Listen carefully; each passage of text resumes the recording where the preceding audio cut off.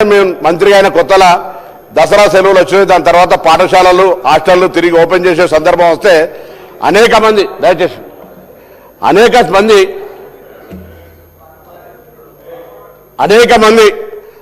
మంది private building owners అంతా కూడా మేము తాళాలు వేసుకొని పోతాం, మాకు కిరాయిలు రాలేదని చెప్పినటువంటి పరిస్థితి రక్ష అవన్నింటిని కూడా చెల్లించి ఇలా ప్రైవేటు భవనాల్లో ఉన్నటువంటి అద్దె గురుకులాలు అద్దె బీసీ హాస్టళ్లకు సంబంధించినటువంటి కిరాయిలు చెల్లించడం ఒకటి. అనేక సంవత్సరాలుగా డైట్ ఛార్జీలు మెచ్చార్జీలు వాళ్ళకు ఒకవేళ డైట్ ఛార్జీలు చెల్లించకపోతే నాణ్యత గల ఆహార సామాగ్రి ఎట్లా వస్తుంది అధ్యక్ష?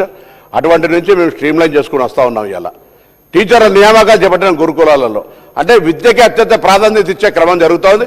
తప్పకుండా నేను సభ ద్వారా నా సహచార గౌరవ శాసనసభ్యులకు రాజకీయ పార్టీలందరూ కూడా విజ్ఞప్తి చేస్తా ఉన్నాం.